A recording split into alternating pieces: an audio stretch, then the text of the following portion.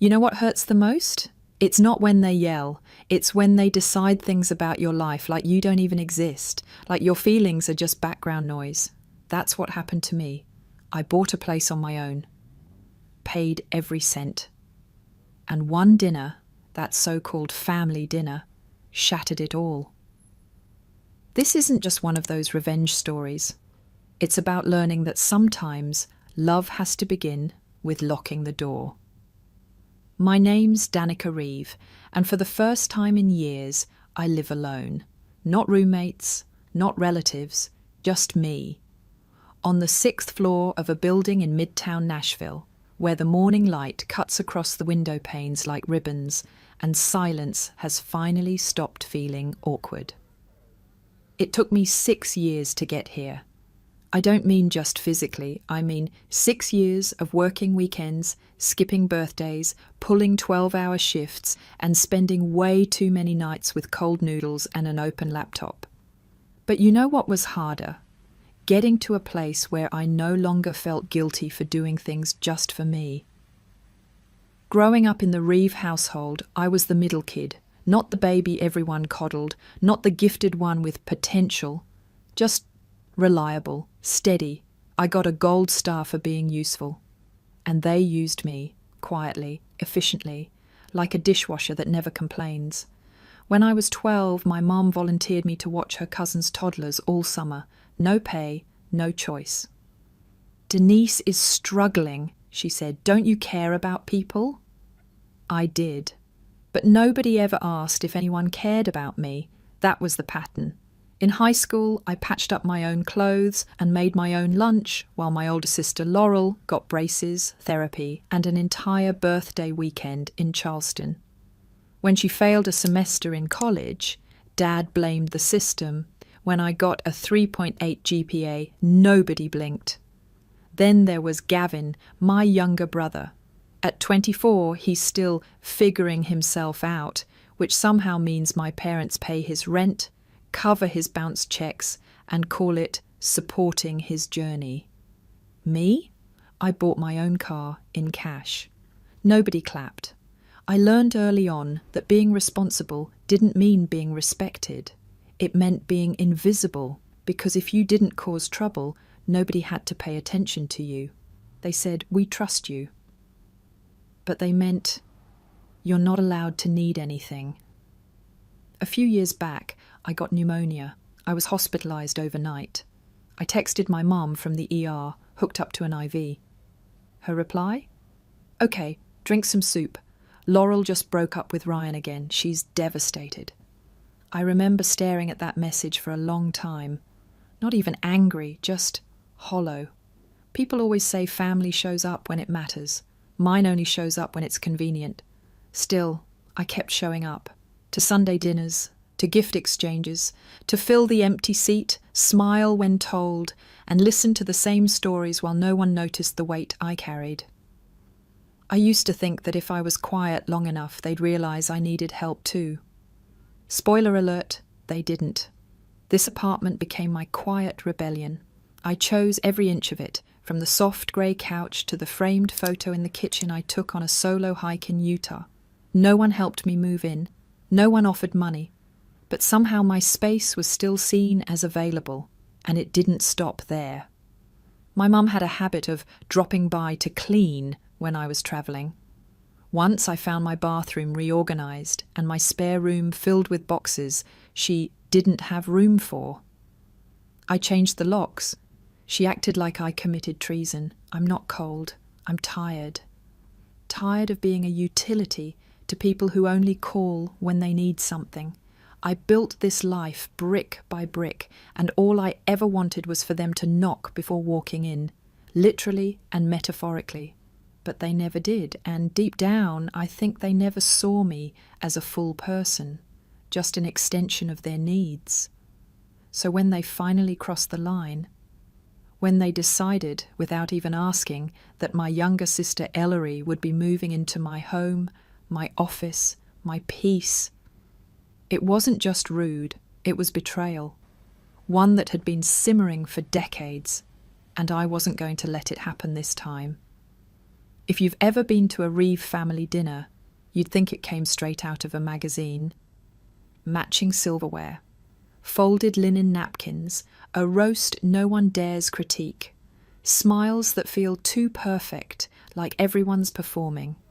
I showed up 10 minutes late on purpose. It was my small act of rebellion.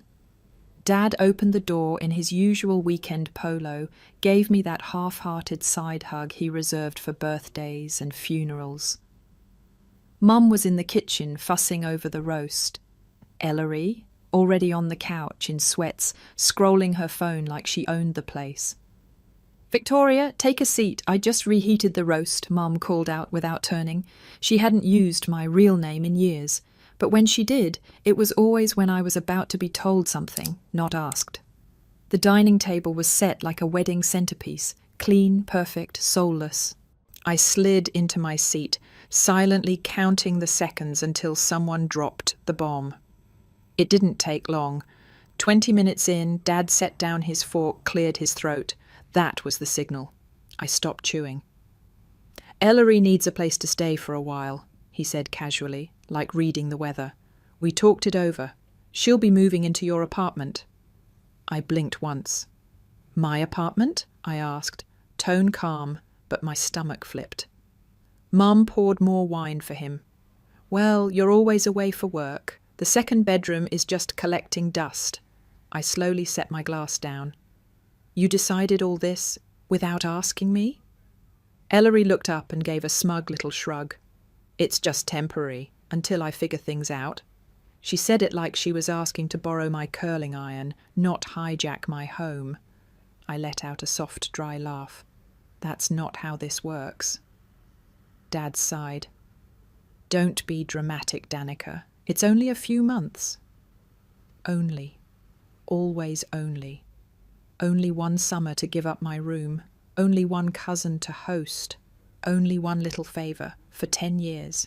And now, only my apartment. "You didn't even call to check," I said. "We didn't think you'd mind," Mum said, stacking her plate.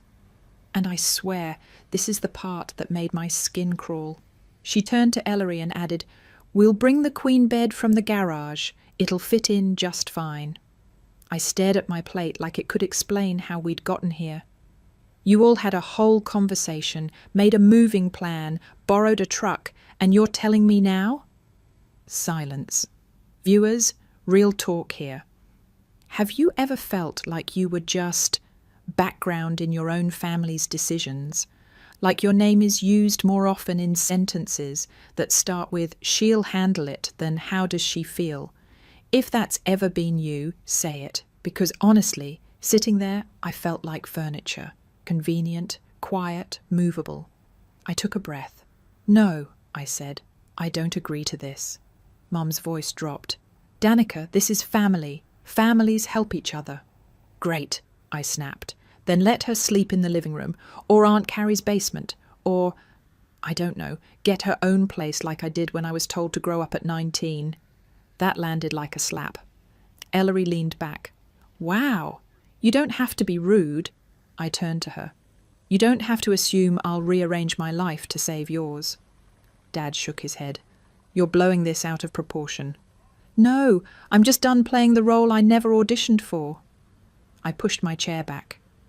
The scrape against the hardwood was sharp, like punctuation. As I walked to the door, no one followed. Not even a "wait," because they didn't expect me to leave. I was the one who always adjusted, always nodded, always stayed. Driving home, I left the windows cracked to feel something real. The air was cold, but it felt more honest than the people I just sat across from. And that was the moment I realized this wasn't about a spare room. This was about how they'd never once stopped to ask, "What does Danica want?" They just assigned me roles. Caretaker, peacemaker, backup plan, never daughter, never equal.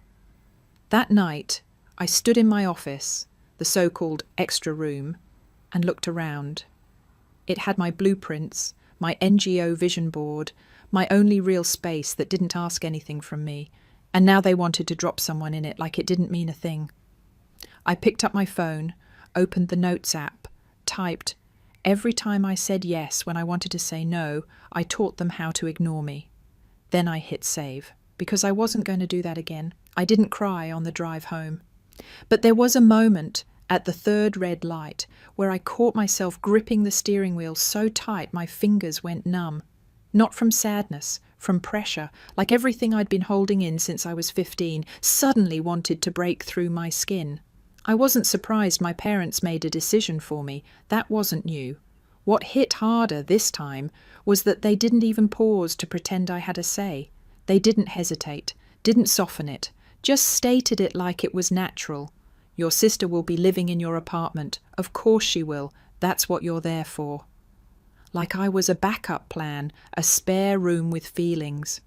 When I got home, I didn't take off my coat. I walked straight to my office, the extra room, Mom had called it, and just stood there, the chair I built, the bookshelf I painted, my vision board, my yoga mat, all of it suddenly felt threatened. And the worst part? This wasn't new. This was just the latest chapter in a pattern I had spent my whole life brushing off.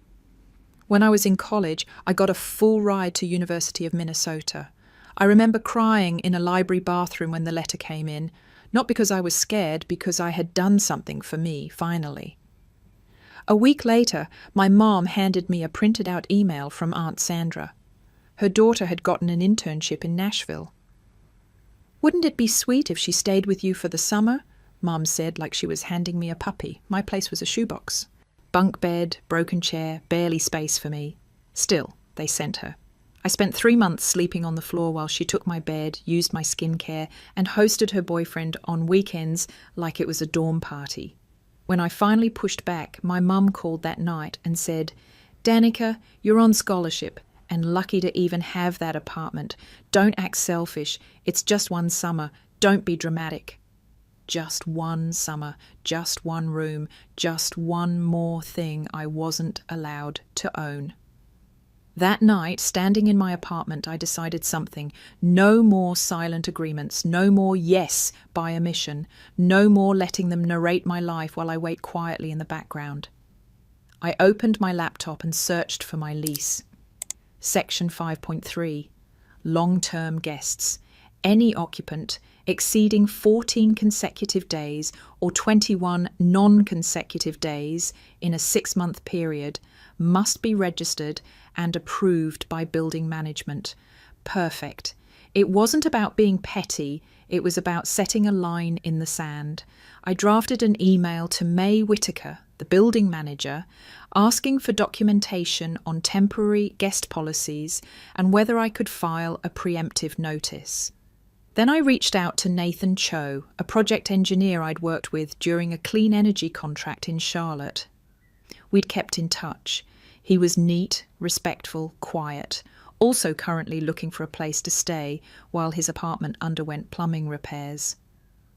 I texted, "Nathan, you still looking for short-term housing? I've got a space, legal sublease, quiet, no drama, need someone I can trust." 20 minutes later, he called.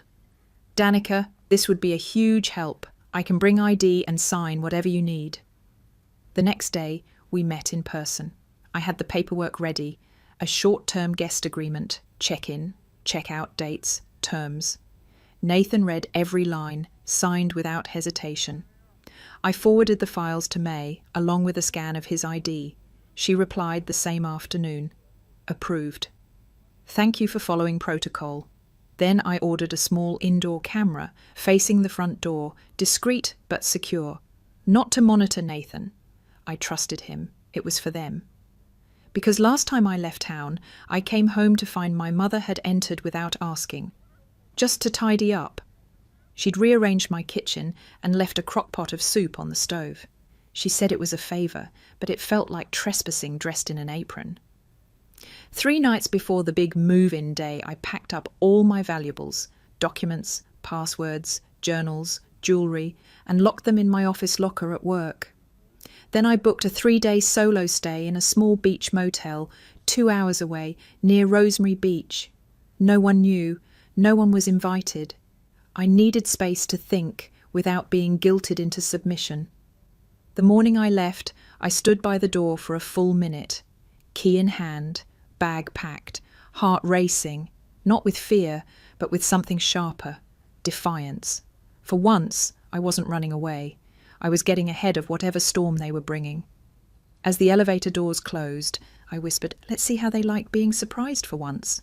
And deep down, I knew this wasn't just me fighting for an apartment. It was me reclaiming every inch of life I had been told to share, surrender, or stay silent about. I left early Friday morning, just after sunrise. The city was still sleepy, and that kind of quiet felt sacred. My bag was already packed, camera system synced, everything valuable either locked up or with me. I didn't leave in fear. I left in strategy.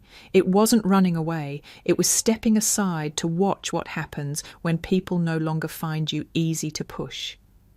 The beach town I landed in was 2 hours east, nothing fancy.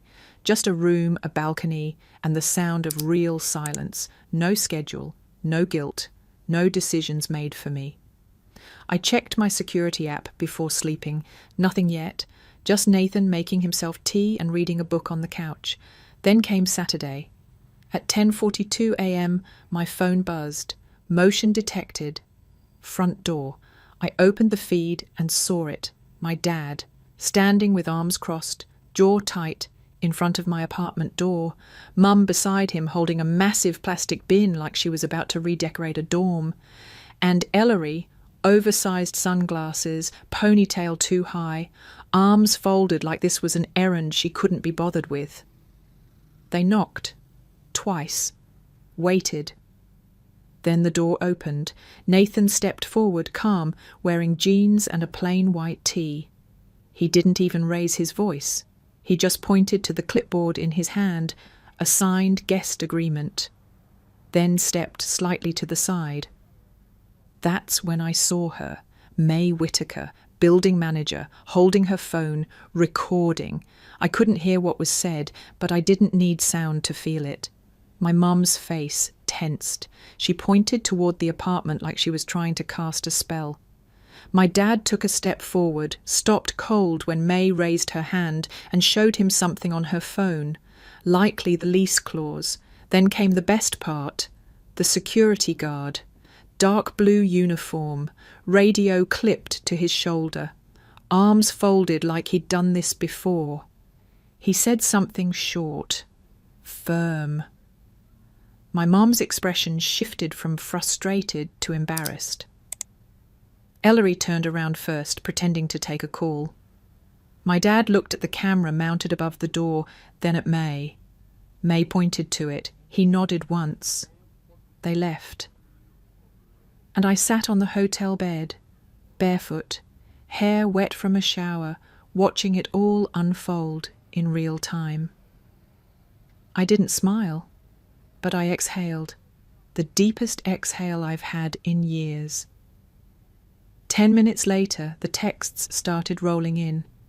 From Mum, "I don't understand what you're doing. You locked us out. This is humiliating. Your father is furious. Ellery is in tears." From Dad, "You've gone too far. This isn't how family handles things. Call me now." From Ellery, "This is seriously cold. I had nowhere to go. You're unbelievable." There it was, the Reeve family classic. Spin the guilt, skip the accountability. I didn't respond.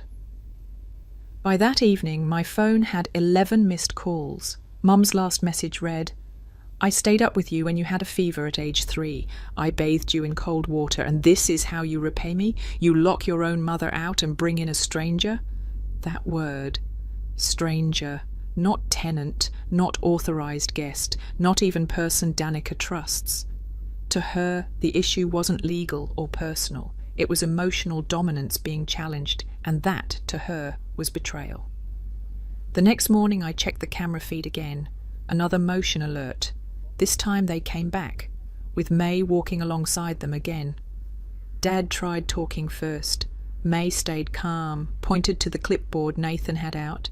He flipped to the highlighted section, Lease Clause 5.3, Guest Policy. I watched Mum's lips move rapidly. No sound, just the universal look of a woman grasping for excuses that no longer hold. May listened. then simply shook her head. And then my favourite moment, she turned and walked away. Didn't argue, didn't defend me, didn't attack them, just walked. Because truth doesn't need to yell. I spent that afternoon on the balcony, phone face down, jazz playing low, my pulse still fast, but it wasn't anxiety anymore. It was adrenaline from finally not shrinking. For once, the line I drew had teeth, and someone else finally backed off first. Later that night, a message from Ellery popped up. I'm stuck in a car with all my stuff and nowhere to stay. This is what sisters do now? I stared at it, then closed the app. Not out of cruelty, out of peace. Because what she saw as abandonment, I saw as finally telling the truth. You never asked. You just took. Danica didn't scream. She didn't post it online or go on a revenge rant. She just enforced what was hers. And for the first time in her life, someone couldn't take it from her. We met at a small cafe, tucked away in East Nashville. Neutral ground, no one's territory, no family pictures on the wall, no memories soaked into the furniture. I got there 15 minutes early, not because I was nervous, but because I needed to be in control of the room before they arrived.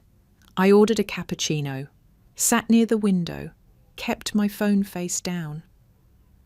At exactly 2:00 p.m, they walked in. Mum in the blue wool coat I bought her years ago. She looked smaller in it now, somehow. Dad in his usual crisp business jacket, straight-backed like this was a board meeting. Ellery came in last, holding a matcha latte, no makeup, hair tied back like she didn't have the energy to play a part today. No hugs, no greetings. We sat. I waited a beat before speaking. I didn't ask you here to fight, I said. I asked you here so I could say a few things, out loud, for once. Dad crossed his arms. Mom adjusted her scarf. Ellery stared at her drink. I looked straight at them. When you decided that Ellery would move into my apartment without asking me, it wasn't just rude, it was dismissive. Mom cut in quickly. You live alone. You don't even use the second bedroom. We thought that it was okay to override me, I said, calm but direct, because that's what it felt like, not a request, a ruling. Dad exhaled. You're making this bigger than it is. Am I? I asked. Or is this just the first time I didn't let it slide? Silence. I turned to Ellery. Did you ever call me, text me, ask what I thought about this plan? She shook her head softly. I assumed they said you'd be fine with it. And that's the pattern, I said. Assume I'll be fine, because I always have been, right? I looked at all three of them. Every family dinner, I'm told where to sit. Every holiday, I'm given a task. Every favour, I'm expected to say yes. But no one ever asks, do you want to? Are you okay? Do you even have the capacity for this? Mom's eyes started to well. I just wanted you two to be close, I cut in. No, you wanted to avoid the risk of me saying no, so you skipped the question. She dropped her gaze to the table. Her hands spun her wedding ring like a nervous tick. I've spent most of my life making room for other people, giving up space, time, peace, because I thought it meant love. But love without consent isn't love, it's control. Ellery's eyes met mine. For once, no sarcasm, no dismissiveness. I'm sorry, she said. I thought you'd just go along with it like always. I didn't mean to take advantage. I just got used to being prioritized. Her voice cracked slightly on the last word. I didn't respond immediately. Just looked at her. This wasn't revenge. This was reflection. And it hit her harder than any yelling could have. Dad leaned forward, elbows on the table. Maybe we did get used to you handling things. You were always the one who didn't need help. I raised my eyebrows. That didn't mean I didn't deserve help. He nodded, slowly, no excuse, just quiet acknowledgement. Mum wiped under her eye. I didn't think it would hurt you this much. It didn't, I said. Not this moment. It's the fact that this moment is just the latest in a long line of moments, and for the first time, I'm not swallowing it. I pulled a folded paper from my bag, slid it across to Ellery. She unfolded it, a printed list of available rentals in her price range. She blinked, then gave a small, stunned laugh. "You found these for me?" "No," I said. "You can choose. But I wanted you to start with options. That's all I ever wanted for myself. Options, not orders." She nodded. "If Mom and Dad help with a deposit, I can take that first one." Dad looked at her. "We will." Mom nodded too, not dramatic, just real. I leaned back in my chair. "If you want advice, I'm here. But I won't be the safety net anymore. You're not a child, and I'm not your fallback." Ellery held my gaze. "I'm trying." I believed her. We stood. No hugs, no group picture. But when I stepped outside, I didn't feel like I had to escape anymore. The air felt open, not soft, not warm, but real. We weren't back to normal. We were just no longer pretending the old normal had ever been okay. Danica didn't win a fight. She redefined the rules. And for once, the silence after her words wasn't avoidance. It was respect. 3 weeks after that cafe meeting, I got a text from Ellery. It was a picture, her standing in the middle of a small living room, holding up a set of keys like a trophy. The caption said, "Signed the lease. Mom helped a little with the deposit, but it's in my name now, finally." She wore no makeup. Her face wasn't filtered or perfectly posed like her usual Instagram stories. Just honest, unpolished, human.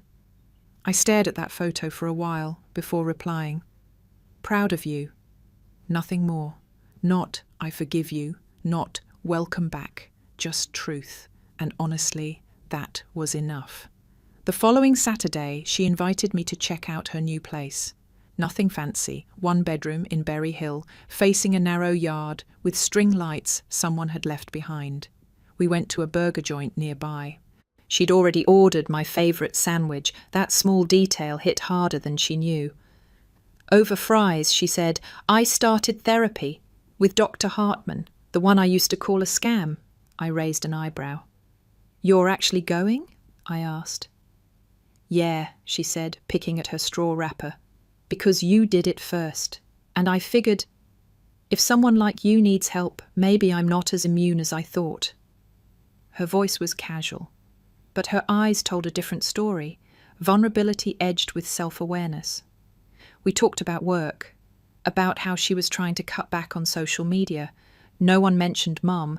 No one brought up the apartment incident. We didn't need to rewind pain like a cassette tape. It happened. We survived it. We're learning from it. That was the mood. Things with my parents didn't change overnight, but they did change, slowly. Mum started texting before holidays. "Are you planning to join for Thanksgiving? If not, I can bring you leftovers. Just let me know." Not a command, not an expectation, a question. That alone felt like a seismic shift. At Christmas, she asked, "If you don't want to do dessert, I can order something, but if you have ideas, I'd love to hear them." It was the first time I'd heard "I'd love to hear them" from her in maybe ever. And my dad? He didn't say much, but his tone shifted, from instructive to curious. "How's work these days? Need me to look over that solar contract? Only if you want, no pressure." No pressure. That was new. One afternoon, he came into town for a meeting and called to ask if I had time for coffee.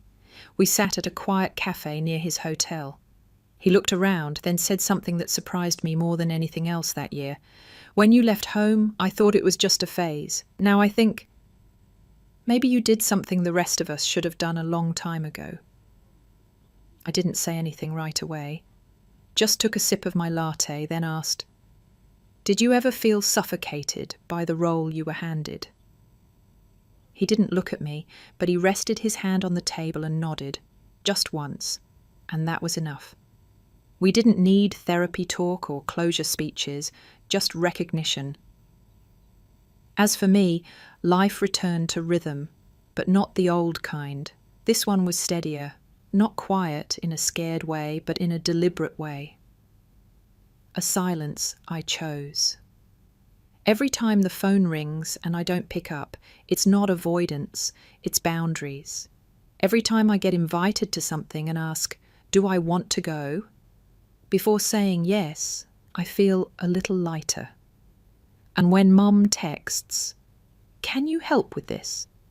Instead of saying, take care of this for me, I feel the gap that used to suffocate me finally letting in air.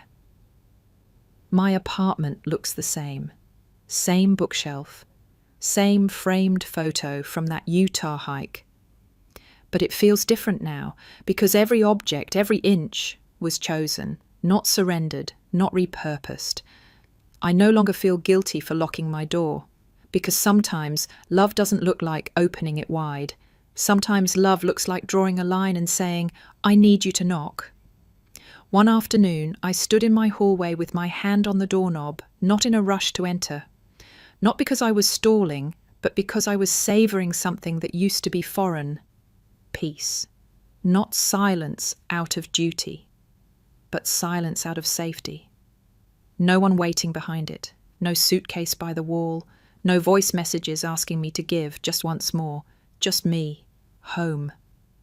And if you've ever had to fight for the right to call a space your own, you'll understand why that matters more than anything. And maybe this isn't just about apartments, or rooms, or even families. Maybe it's about learning that your worth isn't tied to how much you can tolerate. Have you ever felt like the only way to be loved was to stay useful, quiet, and available? Or like saying no would make you the villain in your own family? If this story hit close to home, drop your thoughts below. Because some of us learned too late that being kind shouldn't mean being invisible.